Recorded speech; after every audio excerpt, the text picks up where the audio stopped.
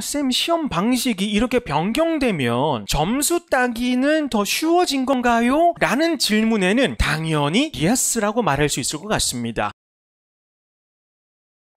안녕하십니까, 한빈쌤입니다. 토익 스피킹 시험 진행 방식이 어떻게 변경되는지 두 가지 사항이 있거든요. 자, 우선 파트 4 있죠. 8번, 9번, 10번. 요 파트 4.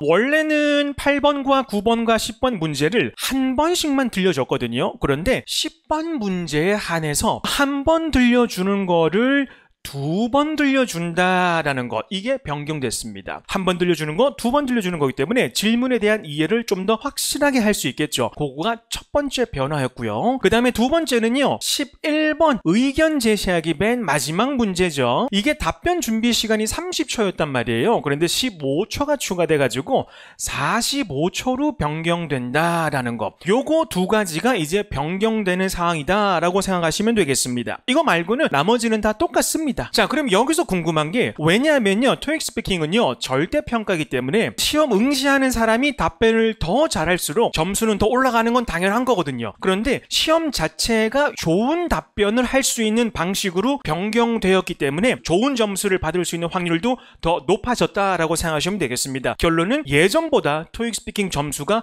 더 받기 쉬워졌다, 용이해졌다 라고 이해하시면 될 것 같습니다. 자, 이제 점수에 대해서 말씀을 드리도록 할게요. 점수 체계도 변경이 되는데, 여러분, 기존에는 토익 스피킹 점수가 레벨 0에서부터 레벨 8, 그리고 0점에서부터 200점, 이렇게 레벨과 점수 체계로 그동안 제공이 되어 왔었잖아요, 그죠? 그런데 이제는 바뀝니다. 어떻게 바뀌냐 그러면 Intermediate Low부터 해가지고 Intermediate Middle 1, 2, 3, Intermediate High, 그리고 Advanced Low, Middle High, 이런 체계로 바뀌는데, 지금 보시면은 기존의 오픽 시험 점수 체계와 아주 유사하다라고 볼 수가 있겠죠, 그죠? 다만 차이점이 있다면 토익 스피킹은 Advanced Middle과 Advanced High가 더 있다라고 생각하시면 되겠습니다. 여기서 궁금한 게 있죠. 그러면 이렇게 점수가 바뀌었는데 기존의 레벨 6, 7, 8 혹은 뭐 레벨 6은 130, 140, 150, 레벨 7은 160, 170, 180, 레벨 8은 190, 200이었는데 기존의 이 점수들이 바뀐 점수와는 어떻게 상응할 수 있느냐라는 거가 이제 첫 번째로 궁금해지는데, 사실 그거는 아직 공식적으로 공지된 바는 없어요. 그런데 지금 여러분 여기 보시면은요, 성적표가 있는데 이것도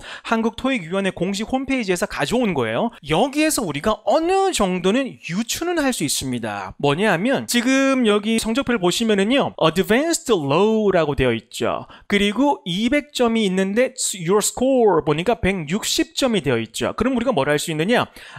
Advanced Low는 적어도 160점이구나 라는 걸 알 수 있겠죠. 그러면 다시 이쪽으로 와서요, 아까 전에 Advanced Low가 160점이라 그랬죠. 기존의 레벨 7에서 가장 낮은 점수였거든요. 그러면 레벨 6에서 가장 높은, 그러니까 160 바로 아래에 있는 게 150이잖아요. 그러면은 Intermediate High가 150이다 라는 이 두 가지는 우리가 확실하게 알 수 있겠죠. 나머지는 알 수 없어요. 근데 요거 두 가지는 확실히 알 수 있습니다. 그러면 결국엔 이거예요. 기존에 쌤 저는 150점이 필요합니다 라고 하시는 분들은 이제부터 쌤 저는 이제 Intermediate High가 필요합니다 라고 생각하시면 되고, 쌤 저는 이제 레벨 7이 필요합니다 라고 하시는 분들은 저는 Advanced Low가 필요합니다 라고 생각하시면 될 것 같아요. 그러니까 우리가 지금까지는 레벨 6과 레벨 7을 나누는 거였다면 이제부터 Intermediate High와 Advanced Low를 나뉜다라고 생각하시면 되겠습니다. 아시겠죠? 추가적으로 토익 스피킹에 대한 점수 이 체계가 오픽과 동일하다라고 보시면 되겠습니다. 결론은 토익 스피킹은 더 쉬워졌고, 그러면 점수 따기도 더 쉬워졌고, 그렇기 때문에 많은 분들이 토익 스피킹을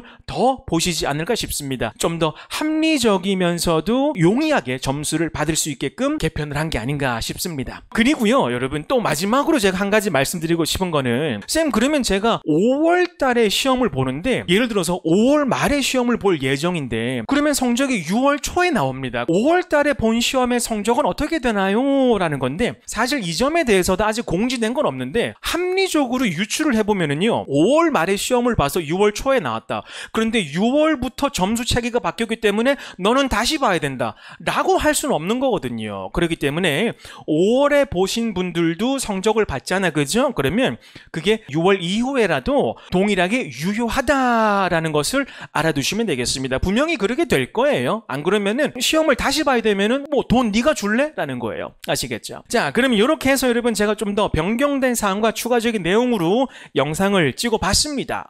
궁금한 점 있으면은요 댓글 달아주시고요. 제가 또 업데이트 되는 내용 있으면은 영상을 찍도록 하겠습니다. 여러분 감사합니다.